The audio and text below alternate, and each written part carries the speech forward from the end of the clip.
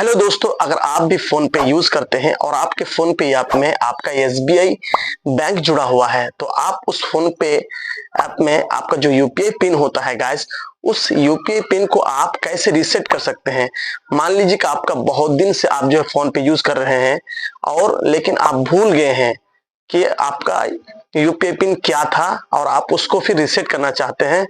तो आपको किसी तरह का आइडिया नहीं है और या फिर आपको किसी तरह का नॉलेज नहीं है या फिर आप अपना यूपीआई पिन को आप चेंज करना चाहते हैं तो आपको चेंज करने के बारे में कुछ भी आपको नॉलेज नहीं है।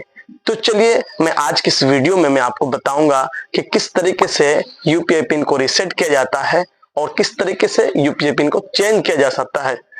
तो गाइस, वीडियो स्टार्ट करने से पहले आपसे एक छोटी सी रिक्वेस्ट है कि अगर आप हमारे चैनल में नहीं विजिट किए तो हमारे चैनल को सब्सक्राइब करिए और बेल आइकन को दबाइए ताकि आपको हमारे चैनल के माध्यम से कोई भी वीडियो हम फोन पे के ऐप को ओपन करेंगे, यानी कि हम फोन पे के एड्रेस और कोरहा सब डिस्ट्रिक्ट यहाँ लिखा हुआ आपको शो करेगा।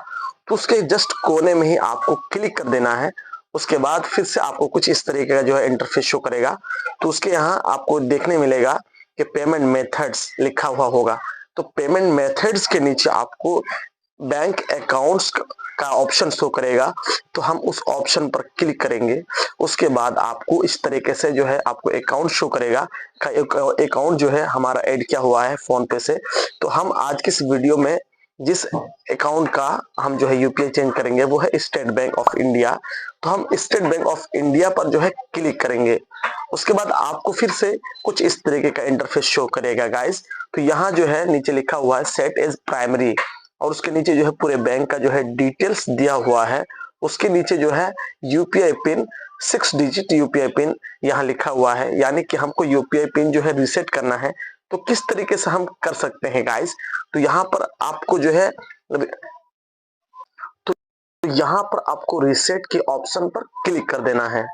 उसके बाद आपको यहाँ पर कुछ इस तरीके से जो इंटरफेस शो करेगा, यानी कि आपको किस ऑप्शन का जो है ना चूज करना है। आप जो है इसका जो आप रीसेट करेंगे तो आप आधार कार्ड के माध्यम से करेंगे या फिर डेबिट यानी एटीएम कार्ड के माध्यम से। तो हमको यहाँ से एटीएम कार्ड के माध्यम से इसको जो है रीसेट करना है। तो हम यहाँ एटीएम कार्ड के ऑप्शन पर क्लिक कर देंगे। उसके बाद आपको यहाँ नीचे कंटिन्यू का ऑप्शन शो करेगा। तो हम कंटिन्यू के ऑप्शन पर क्लिक कर देंगे। उस तरीके के बाद आपको वेरीफाइड डेबिट कार्ड का ऑप्शन आएगा, यानी कि यहाँ पर जो है आपको अपने एटीएम कार्ड का जो आखिरी 6 डिजिट का नंबर है उसको यहाँ पर आपको इंटर कर देना है।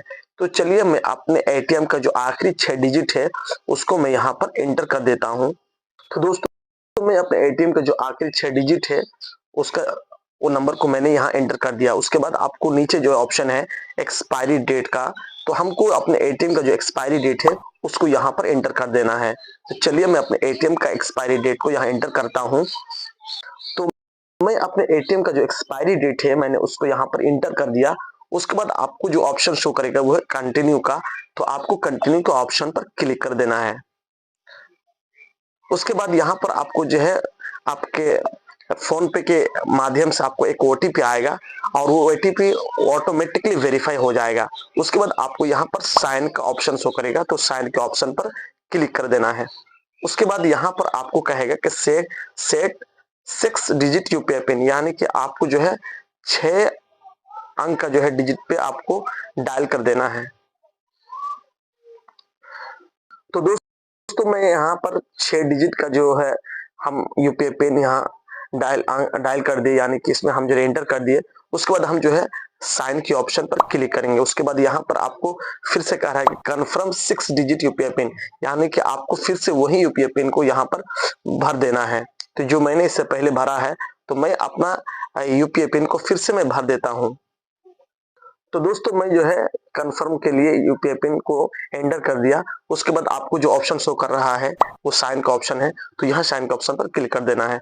उसके बाद कुछ इस तरीके से आपका जो है यूपीआई पिन जो इस तरीके से जो है आपका जो यूपीआई पिन रीसेट हो जाता है, यानी कि आपका जो यूपीआई पिन सक्सेसफुली अपडेट हो जाता है।